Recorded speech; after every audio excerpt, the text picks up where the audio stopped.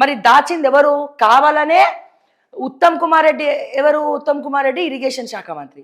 మరి ఈయన ఫస్ట్ నుంచి ఈయన ఎవరికి జాన్ జిగిరి? మన కేసీఆర్ గారికి జాన్ జిగిరి. ఎందుకంటే ఆయన ముఖ్యమంత్రిగా ఉన్నప్పుడు వీళ్ళందరికీ ఫండింగ్ పంపించిండు. పంపించలేదని చెప్పమనండి, కేసీఆర్ గారిని చెప్పమనండి. నేను కేసీఆర్ దగ్గర ఒక్క రూపాయి తీసుకోలేదని చెప్పి ఉత్తమ్ కుమార్ రెడ్డి గారిని చెప్పమనండి.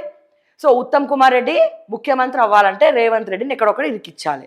మరి ఇరిగేషన్ డిపార్ట్మెంట్లో ఉన్నటువంటి ఉత్తమ్ కుమార్ రెడ్డికే కావాలని ఆ లేఖ ఇవ్వలేదా? లేకపోతే తెలిసే ఉత్తమ్ కుమార్ రెడ్డి ఆ లెటర్ని బయట పెట్టలేదా పవర్ పాయింట్ ప్రజెంటేషన్లో? ఇది వాళ్ళ ఇంటర్నల్ వారికి దారితీస్తుంది. మనం ఒక రకంగా చెప్పాలంటే మీకు అర్థమైందా లాజిక్? ఉత్తమ్ కుమార్ రెడ్డి గారికి తెలిసి జరిగిందా, లేకపోతే ఇరిగేషన్ డిపార్ట్మెంట్లో ఉన్నటువంటి సెక్రటరీ ఉత్తమ్ కుమార్ రెడ్డి గారికే అసలు ఈ లేఖ రాశాడా లేదా అనేది చెప్పలేదా? గవర్నమెంట్ పార్టీలు మారుతాయి, వ్యక్తులు మారుతారు, కానీ గవర్నమెంట్ మారదు కదా.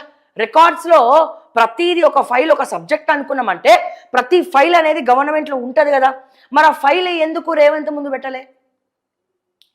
సో ఇప్పుడు అక్కడ ఆంధ్రాలో కూడా వైఎస్ జగన్మోహన్ రెడ్డి ఇప్పుడు కాల్ ఎగరేస్తున్నారు. ఎస్ అవును, అప్పుడే రాసిరు. అసలు ఇది కాదు, వైఎస్ రాజశేఖర రెడ్డి కదా స్టార్ట్ చేసింది.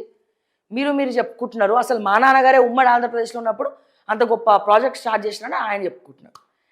సో వీటన్నిటి మధ్యలో బలుపశు అయింది ఓర్రా నాయన అంటే రేవంత్ రెడ్డి. ముందు ఆలోచించారు, వెనకాల ఆలోచించారు, ఎట్లా పడితే అట్లా దోచుకోవడం అంటే ఫస్ట్ ఉంటాడు. సబ్జెక్టు మాత్రం ఏం జరుగుతుంది, నన్ను ఎవరెక్కడ ఇరికిస్తున్నారు అనేది తెలుసుకునేటువంటి అవగాహన కూడా రేవంత్ రెడ్డి గారికి లేకపోవడం నిజంగా చాలా బాధాకరం.